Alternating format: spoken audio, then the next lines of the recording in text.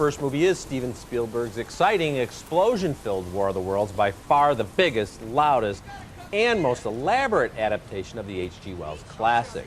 It's almost an alien invasion take on Jurassic Park, with Tom Cruise's Ray and his kids narrowly escaping death about 30 times. With Close Encounters of the Third Kind and E.T., Spielberg told us that aliens can be super intelligent, super friendly beings, but these monsters are more ruthless than the shark in Jaws.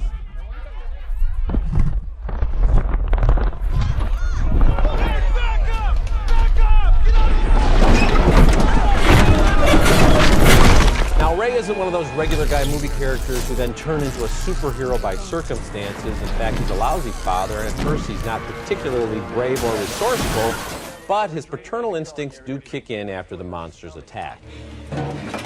Rachel? Dad, sweetheart? please, Karen. I need you to get your suitcase, the one that you brought, and bring it to me, okay? Can you just do that for me, darling?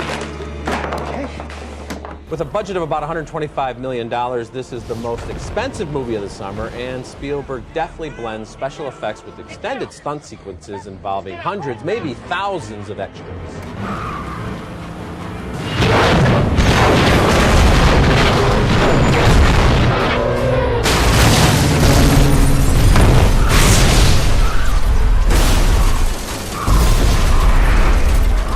But that's also the film's shortcoming. Other than Cruise and his daughter, played by the amazing and ubiquitous Dakota Fanning, we really don't get to know any of the characters, nor do the aliens have much personality beyond their insatiable hunger for human blood. There's also an intriguing but kind of strange interlude with Tim Robbins as a survivalist. It seemed like it was from another movie. Still, I'm giving thumbs up to this movie for the terrific work by Cruise and Fanning and those sensational action sequences. Thumbs down for me. I felt this was totally in a different and more disappointing category than E.T. or Close Encounters or Minority Report. I mean, Spielberg has made three of the best science fiction movies of the last 25 years, and this is not one of them. The alien tripods are clunky and clangy and old-fashioned. No, well, they're supposed to be old-fashioned. They're based on the H.G. Wells original version of it. That was set in 1898, so set the movie in 1898, because, you know, tripods don't even make sense. They're not stable. They should have 4 legs instead of 3. Also, you're hung up on the tripod. They've been waiting for 1 million years underneath the ground, and they haven't been found by anybody digging a subway or putting in an electric line. They're deep.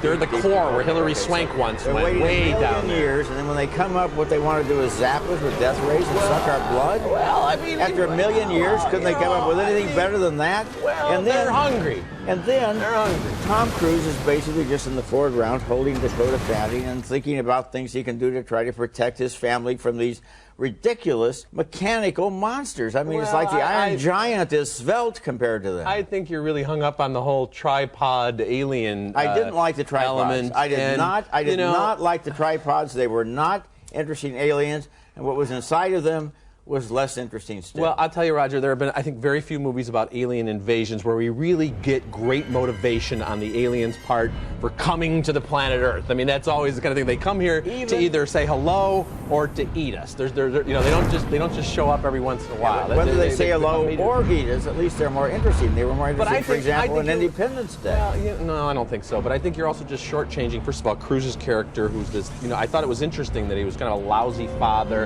and he doesn't all of a sudden become a stuntman like these guys usually do, like Tom Cruise did in a movie like The Firm, where he's jumping off trucks. He doesn't become a stuntman, but he does get inside a pod and dive into a basket full of people and grab out his daughter and get her outside of the pod and throw a grenade over his shoulder. That wouldn't be a stuntman. That would be a stuntman. By then he's pretty deep into this, you know, this harrowing adventure, and I think you're shortchanging Spielberg's abilities here to, you know, these great stunt sequences, like when the whole crowd is on that ferry and they're trying to get on the boat, and then there's moments where the crowd turns against each other, and there's great images and great sequences. There are some great shots in the movie. The train on fire, roaring through the station.